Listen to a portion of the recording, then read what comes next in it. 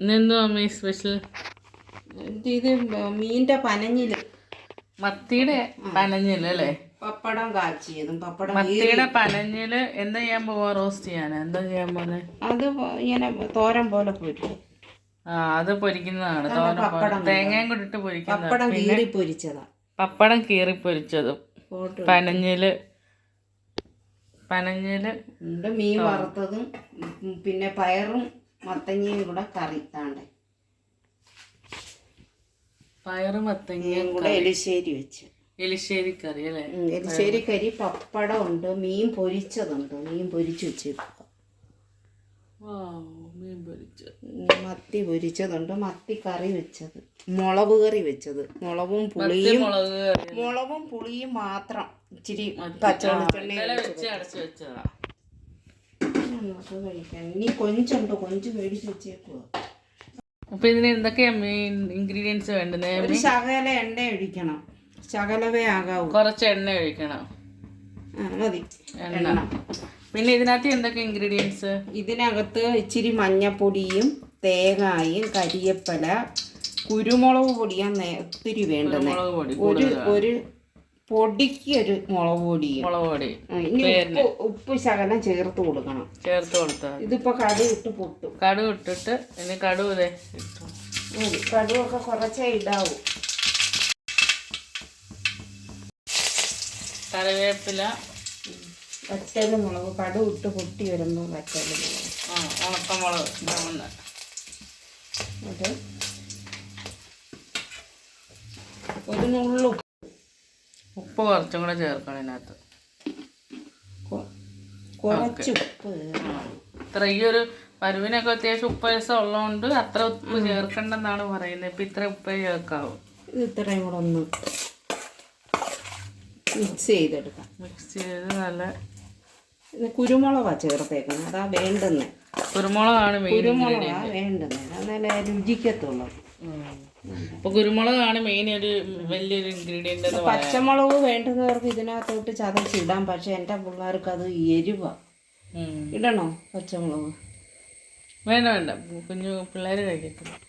അവര് എരിവായി കഴിഞ്ഞാൽ.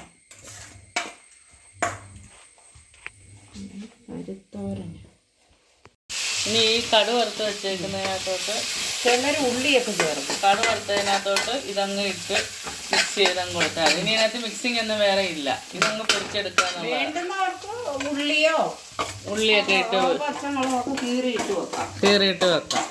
നിങ്ങൾക്കിപ്പം നിങ്ങളുടെ അവിടുത്തെ ഇഷ്ടങ്ങളനുസരിച്ചിട്ട് വെക്കാം. പക്ഷെ ഇതിപ്പോൾ നമ്മൾ ഇങ്ങനെ ഇച്ചിരി പൊരിച്ച പോലെ കിട്ടുന്ന രീതിയിലാണ് വെക്കുന്നത്. ഇനി ഇതൊരു ഇച്ചിരി വെള്ളം ഒഴിച്ചു കൊടുത്ത് അടയ്ക്കാം.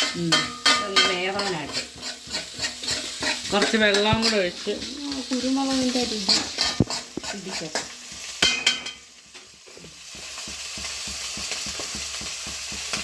വെള്ളം എടുത്തോട്ടെ.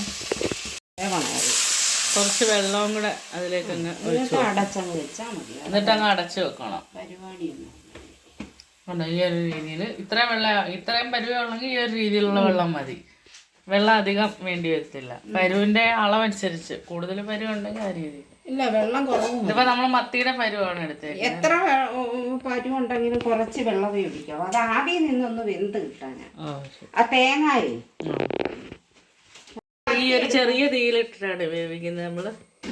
ഇതുപോലെ ചെറിയ തീയിലായിരിക്കണം. ഇതിപ്പോ അത്യാവശ്യം പരുവുണ്ട്. നമുക്ക് നമ്മുടെ വീട്ടിലെല്ലാവർക്കും ഉള്ള പരുവുണ്ട്. ഇത് തേങ്ങ കൂടുതൽ വേണ്ടവർക്ക് കൂടുതൽ ചേർക്കാം. ഇതിപ്പോ നമ്മളിങ്ങനെ തുറന്നിട്ട് ഇതിങ്ങനെ ഒന്നും കൂടെ ഇളക്കിയൊക്കെ ഒന്ന് വെച്ച് കൊടുക്കണം. കുറച്ചും കൂടി ഇത് കൊടുക്കണം. തീ കൂട്ടി കൊടുക്കും. തീ നന്നായിട്ട് ഈ സമയത്ത് കുറച്ചുകൂടി തീ കൂട്ടി കൊടുക്കണം. ഇങ്ങനെ കിടന്ന് തിളച്ച് വെക്കും. അത്യാവശ്യം വലിയ പരുവാണ്. വറ്റി കഴിയുമ്പോൾ നല്ലൊരു പൊരിച്ചൊരു ടേസ്റ്റ് കിട്ടും. അങ്ങനത്തെ ഒരു ഫ്ലേവർ ആയിരിക്കും. ചോറ് കഴിക്കാൻ നല്ലതാണ്. ചോറിനും ഇതിനൊക്കെ കഴിക്കാനൊക്കെ ഇത് മാത്രം മതി ചോറ് കഴിക്കുന്നവർക്ക്. ഇതിനെയൊക്കെ വറ്റണം, വെന്ത് വറ്റണം. 15 മിനിറ്റ് അടച്ചിങ്ങനെ മൂടി അങ്ങ് വെച്ചിട്ടാണ്. തീ അങ്ങ് കുറച്ച് ഏകദേശം ഡ്രൈ ആയി. ഇങ്ങനെ സ്മെല്ലൊക്കെ വരുന്നുണ്ടായിരിക്കും അല്ലേ? അരപ്പ് മാത്രമേ ഇങ്ങനെ ആക്കാവൂ, മറ്റേ പരു ഇട്ട് ഉടച്ച് കളയുള്ളൂ. അരപ്പേ ആക്കാവൂ, പരു ഉടഞ്ഞു പോവില്ലേ? അതൊക്കെ ശ്രദ്ധിച്ചോളാം. ഇതൊക്കെ എല്ലാ വീട്ടിലും ഉണ്ടാക്കുന്നതാണ്. ഇപ്പൊ മത്തിയുടെ സീസണും കൂടെ ഒക്കെ ആയത്. അത് അവര് കറിയില്ല. കഴിഞ്ഞു ഇപ്പൊ ഇത്രേ ഉള്ളത്. അപ്പൊ ഈ ഉച്ചക്കത്തെ വ്ലോഗ് ഇത്രേ ഉള്ളല്ലേ അമ്മയുടെ?